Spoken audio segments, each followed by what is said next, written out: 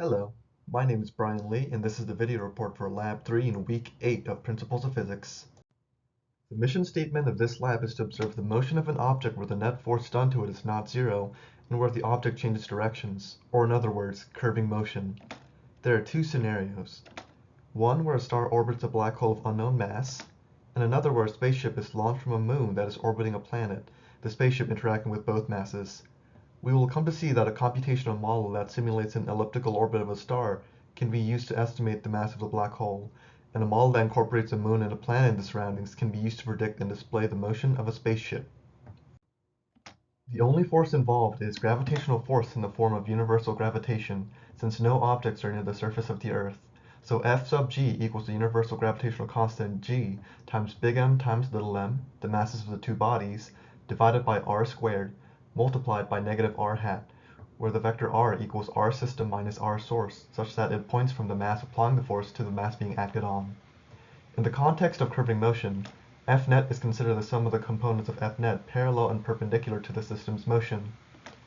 F net parallel, or the derivative of momentum with respect to time parallel, is the magnitude of P final minus the magnitude of P initial all over the change in time multiplied by P hat, the direction parallel to the object's motion. F net perpendicular is often expressed as m times v squared over r times n hat, the direction perpendicular to the motion, but I'll be using the magnitude of p times the derivative of p hat for the calculations.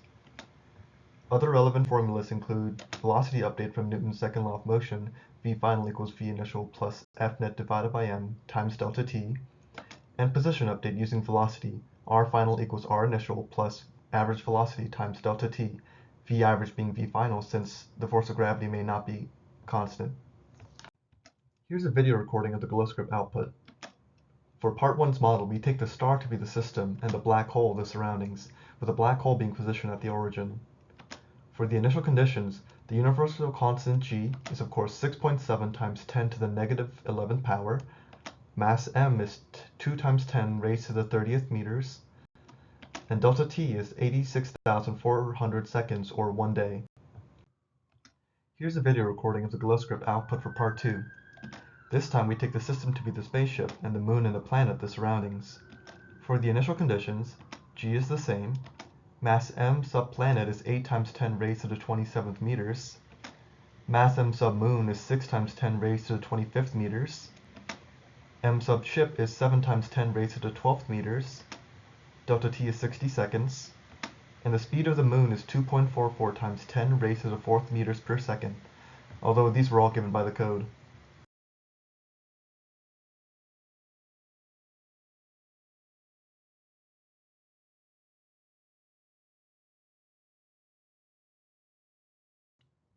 The underlying code for part 1 is shown below. Of note are the logic for parallel and perpendicular components of net force, which are taken straight from the formulas. Since this is not circular motion with constant speed, F net parallel will be non-zero in this case.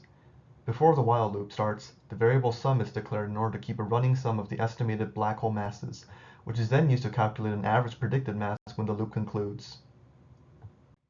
The underlying code for part 2 is shown below. It simply calculates the forces applied on the moving bodies, i.e. the moon and the ship, and performs velocity and position update, only breaking if or when the ship crashes into a body. In part 1, the average mass of the black hole was found to be 1.302 times 10 raised to the 34th kilograms, whose expression was ultimately derived from the universal gravitation formula. The main confounding factor would be incorrect logic in calculating the parallel and perpendicular force components. The initial velocity for the spaceship in part 2 that resulted in the output shown on the right has an x component of 1.7 times 10 raised to the 4th, and a y component of 2.465 times 10 raised to the 4th meters per second.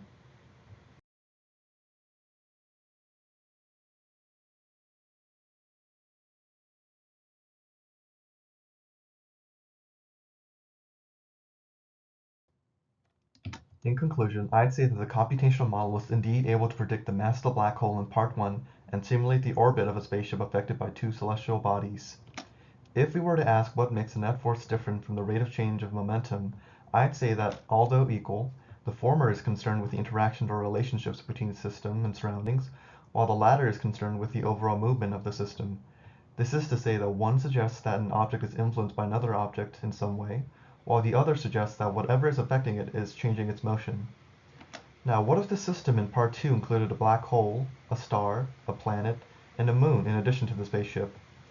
Assuming that system is referring to a kind of solar system instead of the forces kind of system, the masses, positions, and initial velocities of each body are needed to predict the motion of each individual object. As for a dominant interaction, it depends on the masses of the bodies involved and the distance between, since this is purely a case of universal gravitation, bigger mass and smaller distances leading to stronger forces, so interactions with the black hole are likely to be dominant as they're usually so much more massive than the other objects.